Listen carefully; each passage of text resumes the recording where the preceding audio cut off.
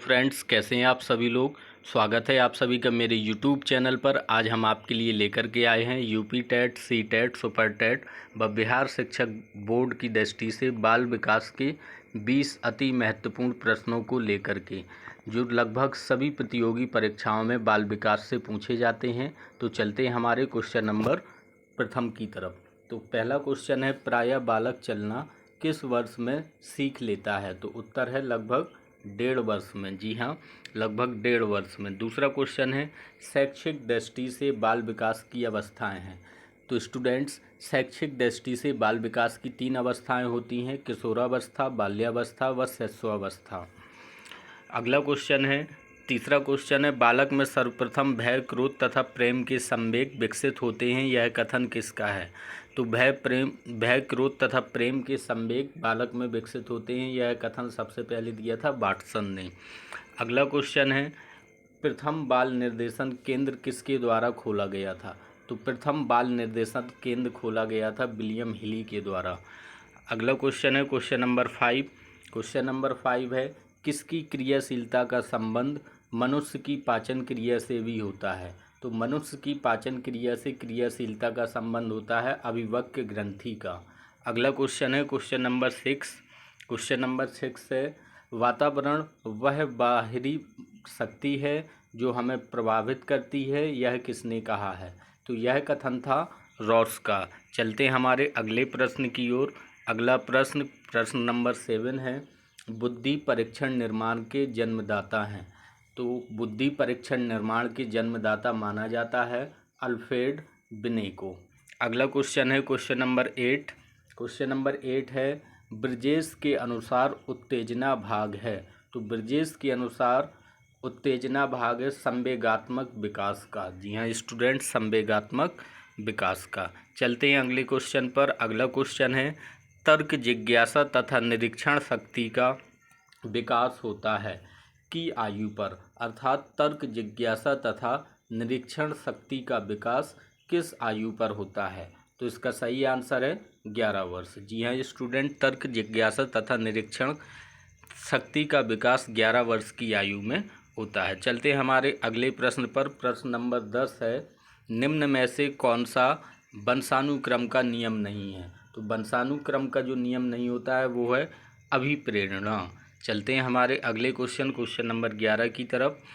एक कारक सिद्धांत को और किस नाम से जाना जाता है। तो एक कारक का जो सिद्धांत होता है वो एक कारक का सिद्धांत को राजकीय सिद्धांत के नाम से भी जाना जाता है।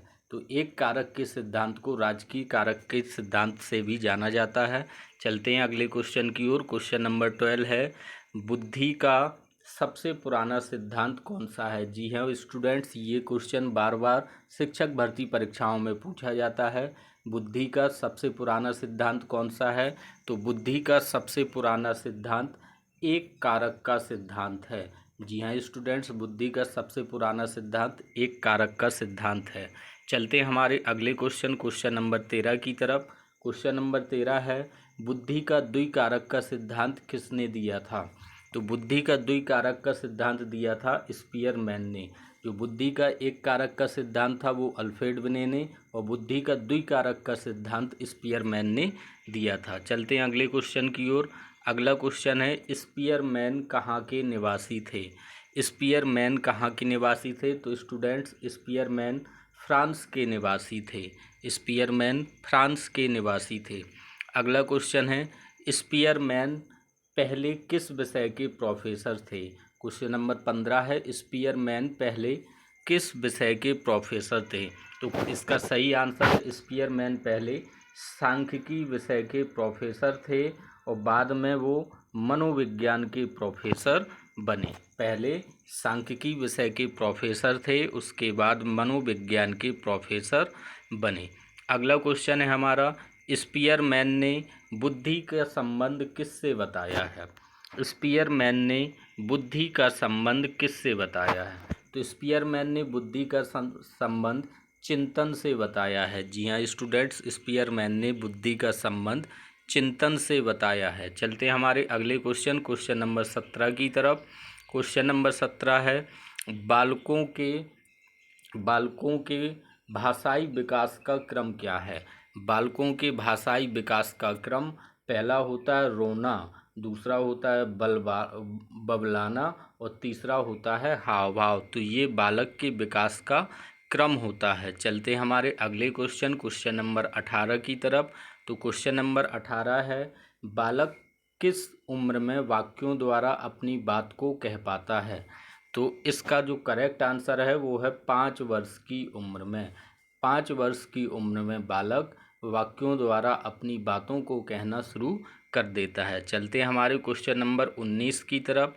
तो क्वेश्चन नंबर 19 है, बालक सबसे पहले क्या बोलता है? तो बालक के मुंह से सबसे पहले जो उच्चारण होता है वह व्यंजनों का होता है। वह सबसे पहले माँ शब्द बोलता है। जी हाँ स्टूडेंट्स, चलते हमारे अगले और अंतिम प्रश्न की ओर। हमारा आज का अंतिम प्रश्न है, बालक सबसे पहले किसकी भाषा को पहचानता है? तो बालक सबसे पहले अपनी माँ की आवाज़ अर्थात भाषा को पहचानता है। इसे ही मातृभाषा कहते हैं। तो बालक सबसे पहले अपनी माँ की आवाज़ को पहचानता है, जिसे हम मातृभाषा कहते हैं। तो ये थे स्टूडेंट्स हमारे आज के 20 अति महत्वपूर्ण प्रश्न, जो UP TET, C TET, super TET व बिहार शिक्षक भर्ती व बीएड एंट्रेंस एग्ज़ाम की दृष्टि से अति महत्वपूर्ण हैं और प्रत्येक भर्ती परीक्षा में कम से कम 5 अंकों के प्रश्न इन्हीं 5 प्रश्नों से बार बार रिपीट किए जाते हैं। तो इसी तरह की आगे महत्वपूर्ण प्रश्नों की सीरीज देखने के लिए हमारे चैनल को लाइक करें, सब्सक्राइब करें। तब तक के लिए टाटा, गुड बाय।